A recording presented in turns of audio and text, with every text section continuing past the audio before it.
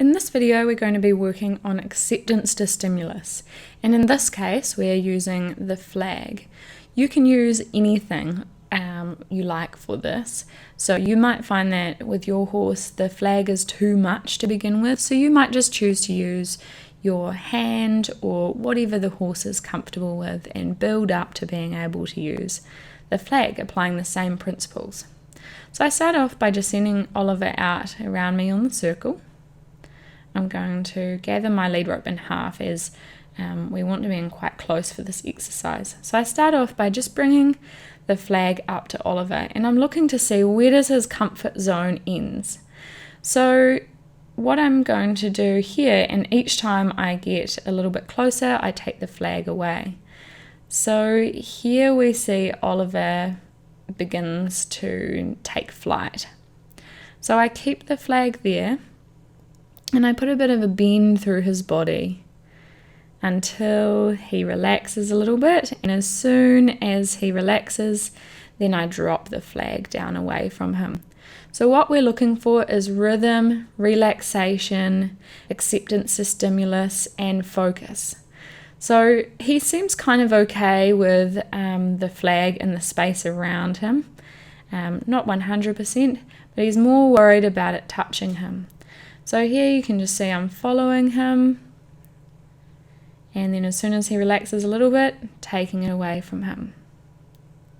So it's okay if he stops just there, although what will happen eventually is when we put the flag all over their body, they won't change their rhythm at all. They'll stay in rhythm, they'll stay relaxed and accepting and focused.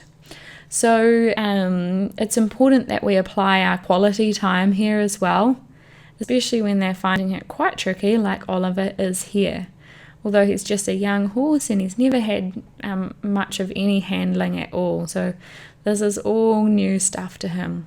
But you'll be amazed at how even many ridden horses don't know how to truly accept stimulus. Okay, so again, just approaching and retreating. I don't want to just go straight in there and slam it on him. I want to make sure that I build up to that point. So you can see there that he was a lot better that time. There was nowhere near as much flight, probably more a little bit of freeze if anything. But I got one tiny good moment, so I put it on, took it off straight away, and then I reward him.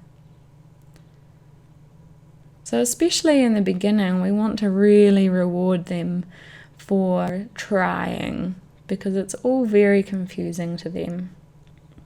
So whether your reward is with a release of pressure or quality time, or even I'm adding in a little bit of clicker training as well. So you can't hear me in this video as I've taken the sound out of it because there was lots of background noise going on.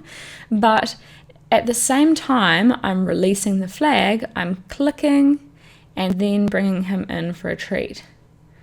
So there we go, on again, and then I'm going to take it off.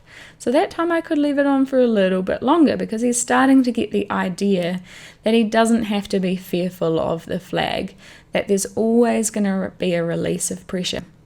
So because Oliver was more towards flight, so generally what we see is when the horse reacts to the stimulus, we see those fear reactions. So there's freeze, flight, or fight.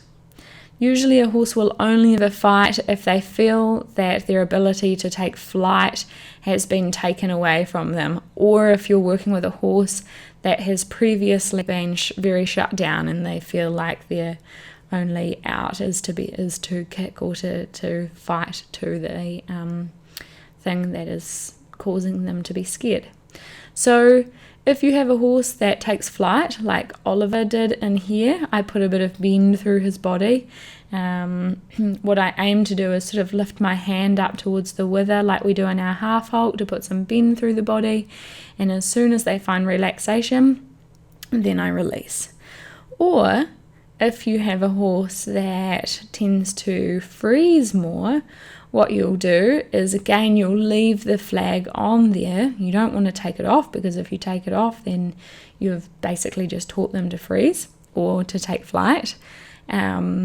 So if they freeze, you're going to leave it on, create a little bit of energy. That might be lifting your own energy, that might be clucking, might be lifting your arm out to the side, or it might be wiggling the flag a little bit, and as soon as they move on, then you're going to release.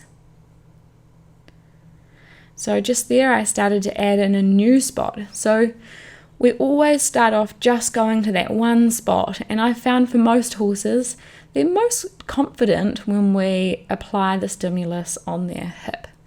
I'm not too sure why, but it just seems to be their confident spot.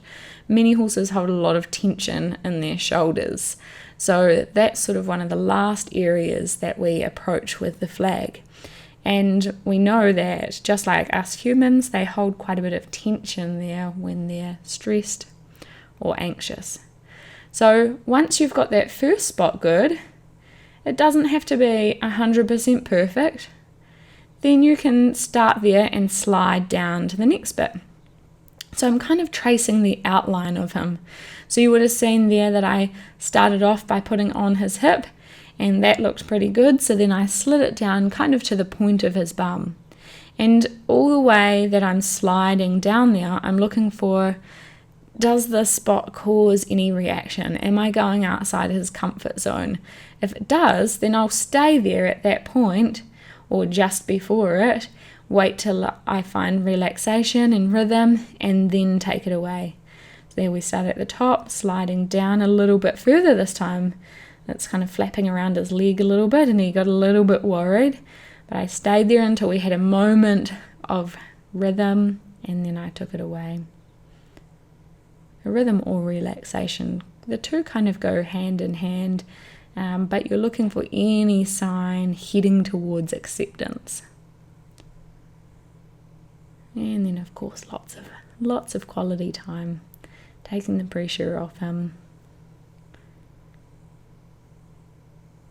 Okay, out we go again, approaching to the hip.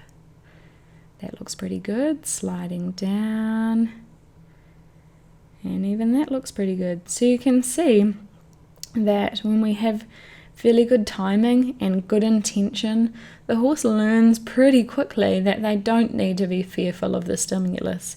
And we saw at the beginning that he was quite fearful of it, but very quickly he's coming around and realizing that he doesn't need to be reactive.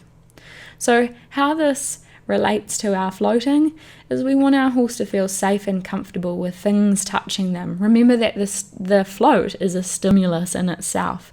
So if we can teach the horse to remain relaxed when there's stimulus near them or on them, then when it comes time to putting them in the float, maybe their belly touches the divider, or maybe you've got a truck and the divider is swinging around. We want the horse to be able to have the mental skills to be able to respond to the stimulus rather than react to it. And of course, setting them up with this is basically the foundations that we use for when we're starting a young horse or rehabilitating a horse that has problems.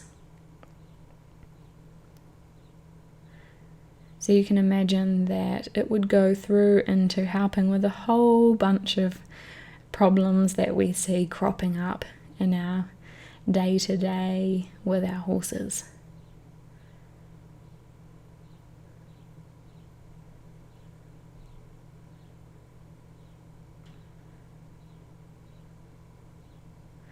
So you can see there a good example of me not letting Oliver crowd into my space and put his nose into the food bag. And when he had kind of relaxed a little bit, then I brought my hand out to him and he could take the treat from there rather than in my pocket. And again, there spending some time rubbing on his spots that he tends to get tight and sore.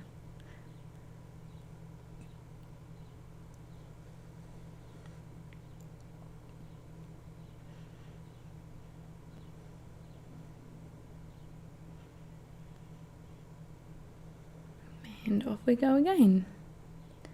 Just bringing the flag up. And now I'm starting to bring it forward up his back and taking it away.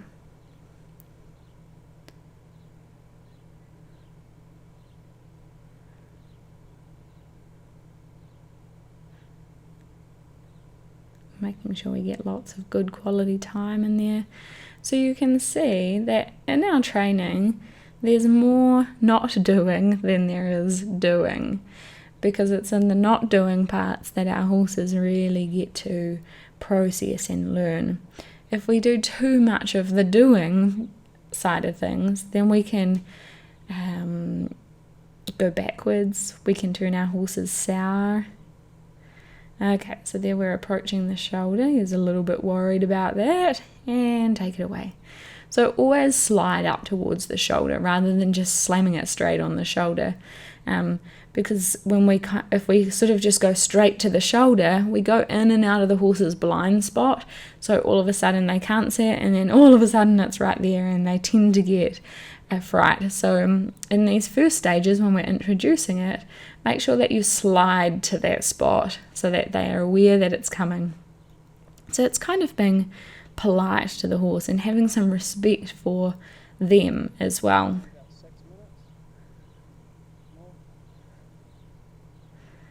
That's looking so much better. So now we start to see a horse that is relaxed, he's in rhythm, he's focused, you can see that he's engaged with me, and he's accepting of the stimulus.